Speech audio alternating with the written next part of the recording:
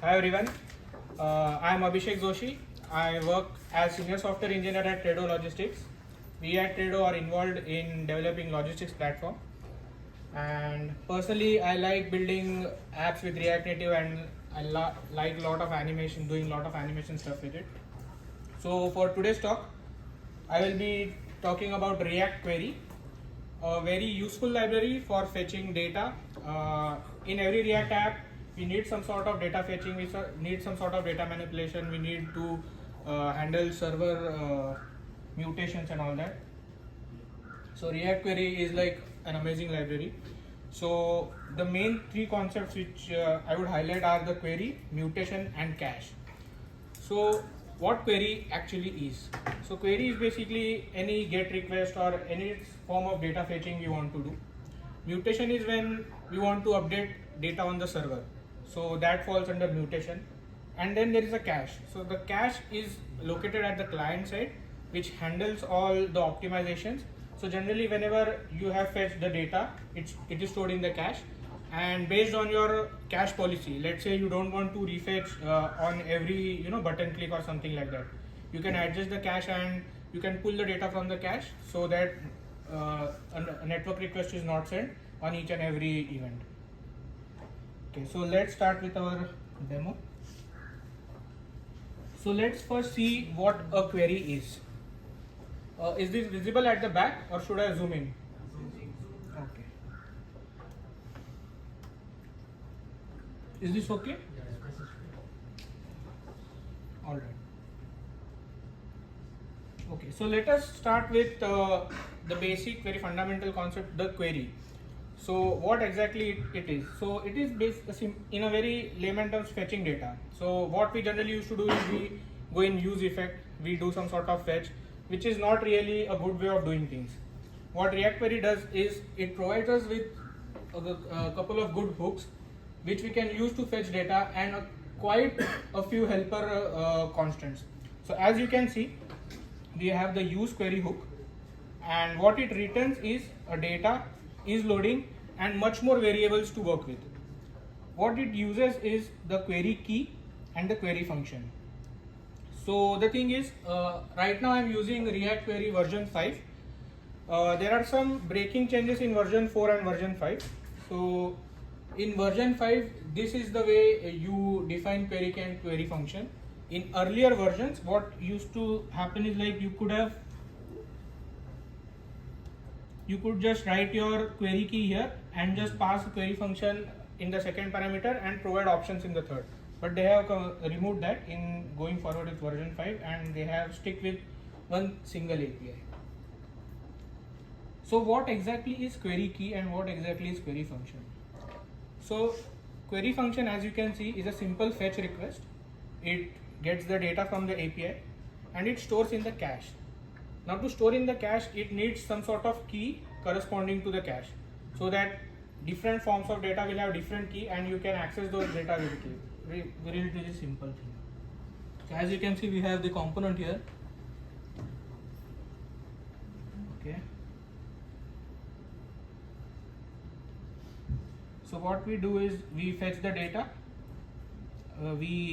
If it's in a loading state, we show the spinner. Otherwise, once the data is available, we map through it and show whatever UI we want. So as you can see, I don't need to manage the loading logic. I don't need to manage where the data is being kept, in which state, in whichever way. So the beautiful thing is, once I use query in one component, I can use that exact hook in another component and I can take the data from the cache. So what earlier we used to do, like we used to store the data in Redux or something like that, but now the server data is stored in the cache, which can be accessed from multiple different components. Another beautiful thing is, let's say you have fetched the data in one component, you are navigating from that component to, let's say, a child component, and you want that data and you don't want to refetch it again. So what you can simply do is, you can use this hook again and simply pass an enabled flag as false in the child component. So what will happen is, the child component will not fetch, but it will take the data from the cache.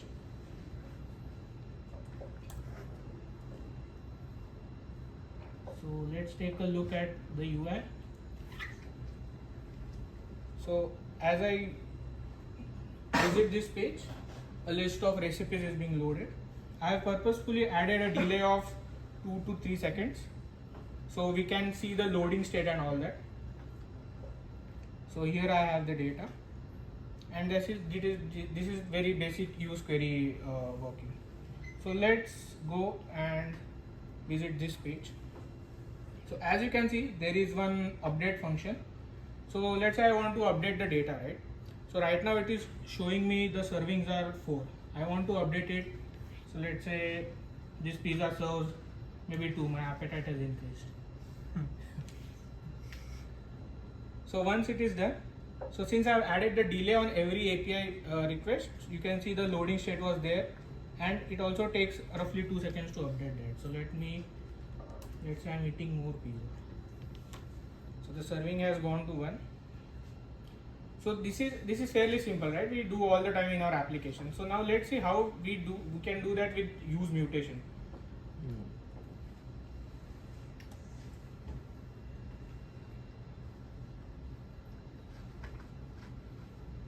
So here is the mutation file. So the file which you can see, right? This is this one.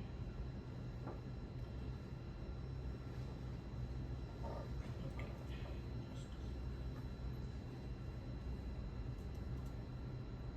So what we are getting is the ID from the query parameters. We are writing the use query, which I have shown you earlier, and then we again have use mutation. So use query is for this single pizza recipe, and use mutation then again same.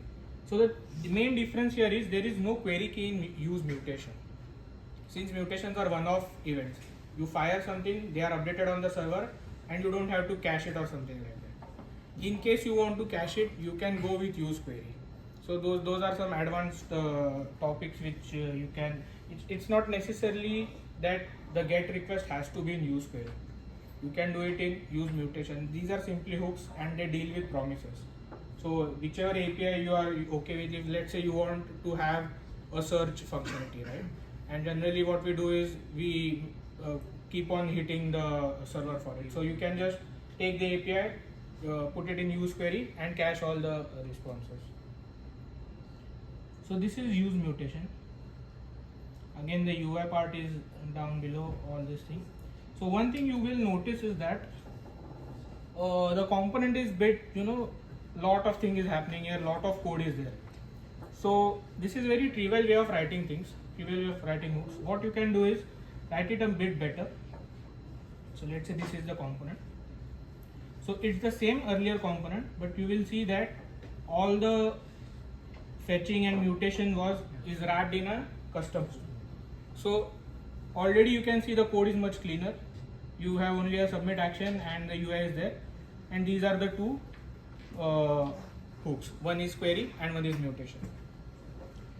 Then again, let's take a look at the previous example.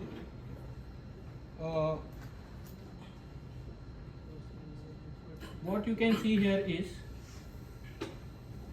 the use mutation, similar to query, returns a is pending and a mutate function. It also returns a mutate async function. So maybe there is some sort of case where you want to do it asynchronously and you want to await for it, you can do that.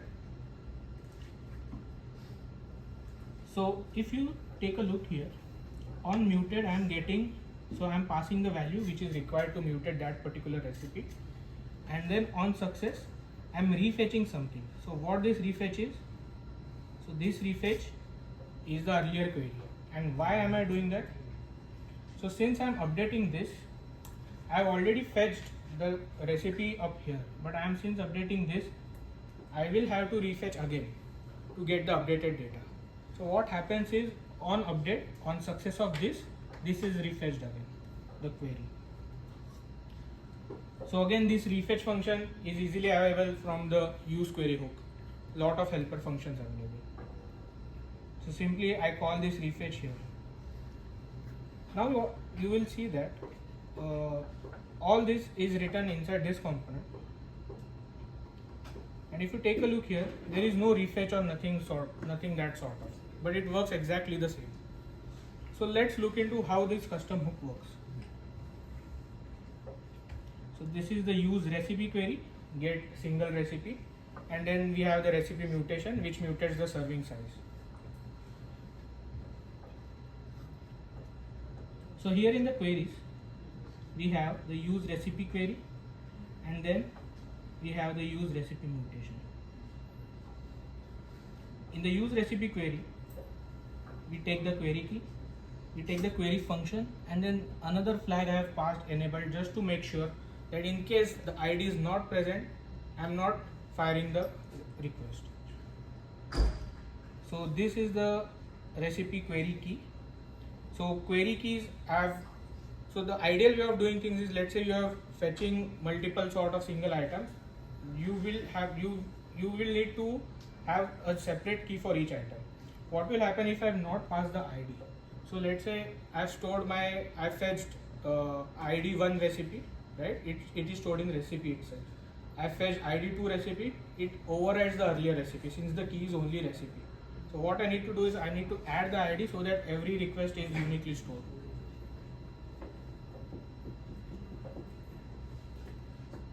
Another thing, so in the use mutation, I have update servings. This is the same function, just a lot of typings here.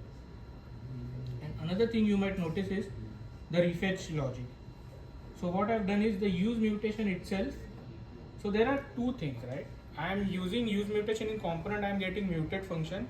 I have the on success function there, and also I have on success function here as well. So what I can do is, on success of this particular mutation, I can get the earlier query and invalidate that.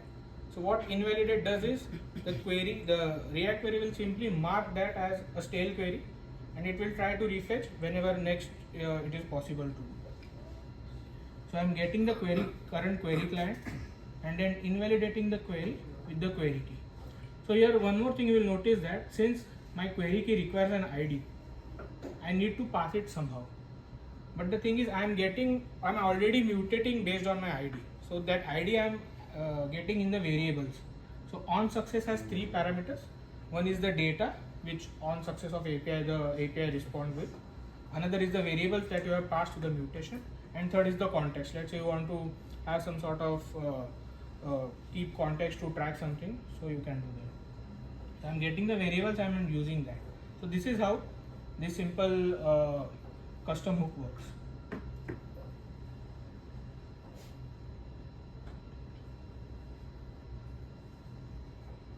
So this was how the normal query and normal mutation works. Other things are the paginate, like let's say we want to load a long list, right? We generally do pagination. So how can we achieve that with like React? So let's take a look into it.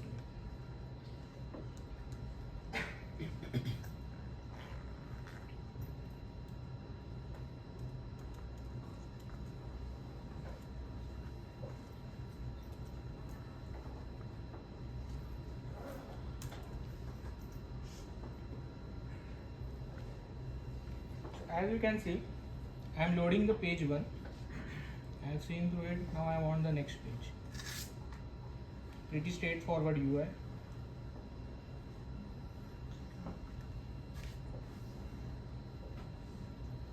Okay, so let's take a look how this looks.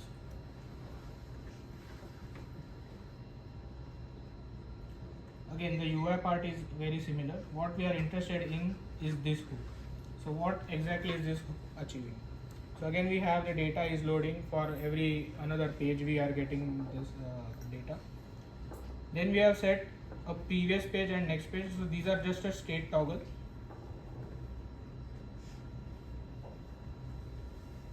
So this thing, the next button and the previous button. What happens is, on changing the state, so here is the state. This state is passed to this hook, and then it triggers a new network request. So how this happens? The recipe is itself the query key.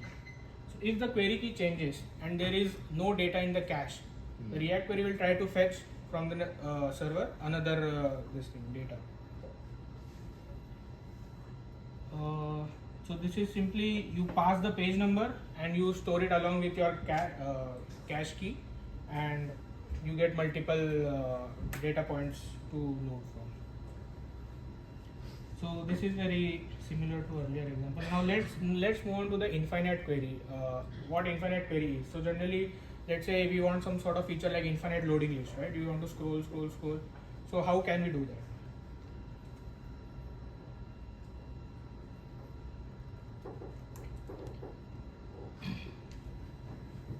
So the list first loads, and as I scroll down, the next page is getting loaded.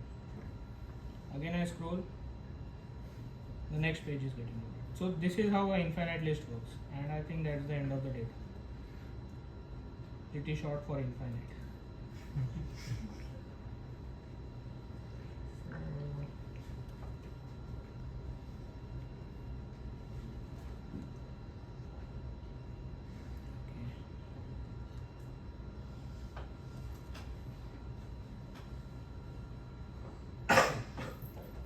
So there are two things here. One is how we are fetching the next page and what we are doing inside it.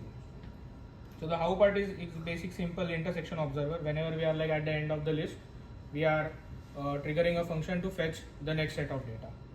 And the function is then again available from our custom hook, use infinite recipes. So here we are getting data is loading, fetch next page, is fetching next page. So the difference between is loading and is fetching next page is whenever you are fetching for the very first time the first page, it is the is loading is triggered, and if you want to watch for the next subsequent pages, it is the is fetching next page. So this flag will determine if it's true, you are fetching the React query is trying to fetch the next page. So let's take a look into this. So how this works. So what you will see is that here in infinite query we are not adding the page number in the query key. So the thing is, React query has a separate, complete different hook for loading infinite list, and it stores very differently how the infinite data is presented to. So there are a couple of things. The query key and query function are very similar to earlier hooks. Query function is the again the function which we use to hook different pages. So if this particular promise is very similar to the earlier one for the paginated one, where we used to pass the page number is passed here and we get the new data. The magic here happens in this function, get next page params. So what it does, it gives us the previous data which we have fetched, and based on that you can determine whether you want to fetch the another set of data or not. So what you get is the last page here. So based on last page, so if you take a look at the API, so we are getting a page number. Sure if it is visible. So at the bottom, very bottom, we are getting a page number, we are getting total how many recipes are there, and we are getting max per page. So based on that we can calculate our cursor, our next set of data, how it has to be. So we are simply getting the max per page into page, so that slab of data, and we are determining whether we have completely reach the end of the list or not. So the main thing here is, once you reach the end of the list, you have to return undefined from this function. If the function returns undefined, only then it knows that it has reached the end of the list. If you return any other value, it will still think that there is more data to fetch, so it will try rerunning again and you will just get empty array in the responses. So that is one thing to notice. Another is simply you increment the page if there is more data to fetch. So this is how an infinite query works. Other thing is,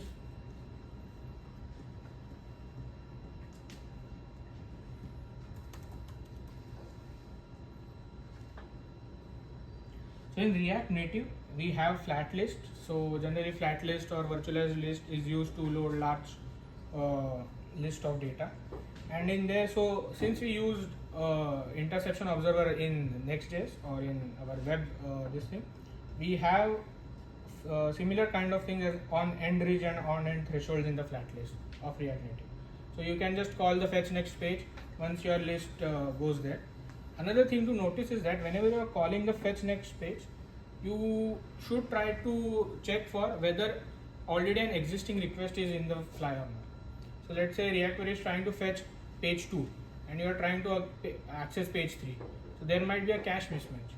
So it's better to check for fetching next page is false, and if it is false, then I'm trying to fetch next page. So that is one thing. Another thing would be server side rendering.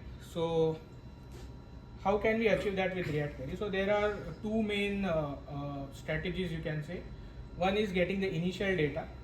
So in get server side props or something like that, you fetch the thing first and you pass that data to your component, and in the component you set in the get initial data.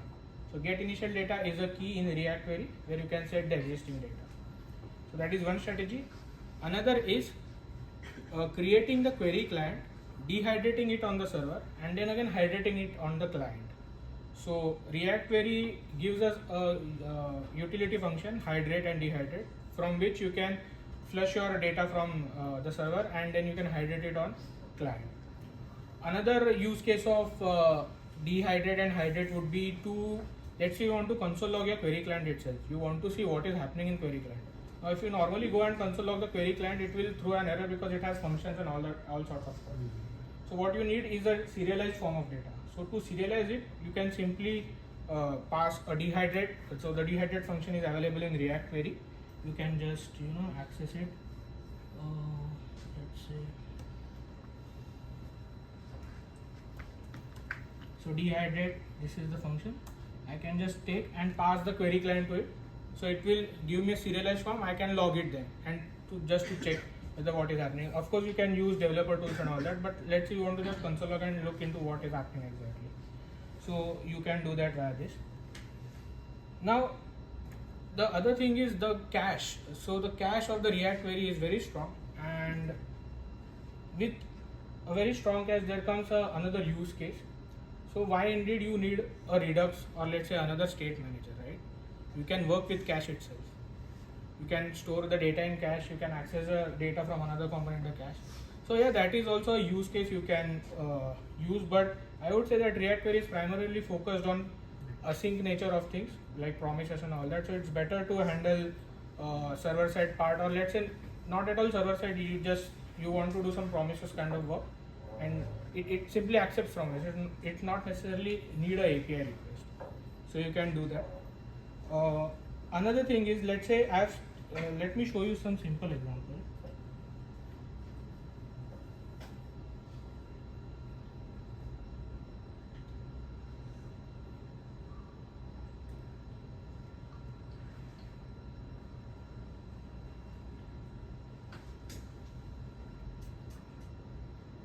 So let's say this is my query here, right? Use recipe ID. I'm calling it here since on mount it will send a network request. Now what I was earlier suggesting is that I want that data in another component. I can simply take this, let's say, and maybe for some reason I am using a single recipe also in a patch editor.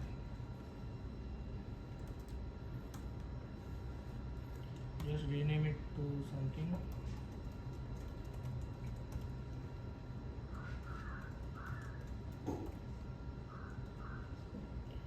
Now the thing is, let's say I'm passing in ID 1. So another thing to note is passing the enabled flag. So right now my custom hook is not accepting any options. So I'll have to add options for it.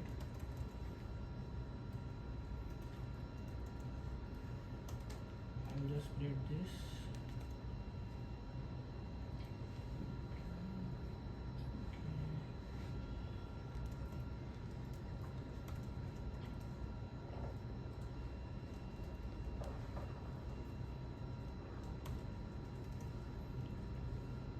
Type the options here and you're good to go.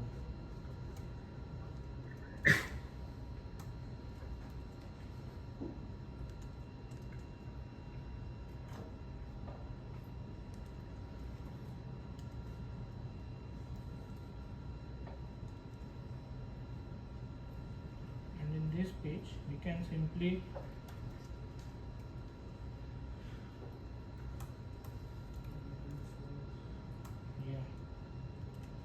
it is not giving me type, but yeah, something like this, enabled false. So what this will do is like it will not, since it is enable false, it will not fetch from the network. But since in my earlier component I have already fetched, it is stored in the cache. So it will, the default behavior is getting from the cache and showing it first and then doing a network request. So in this way we can do some sort of like client-side data managing.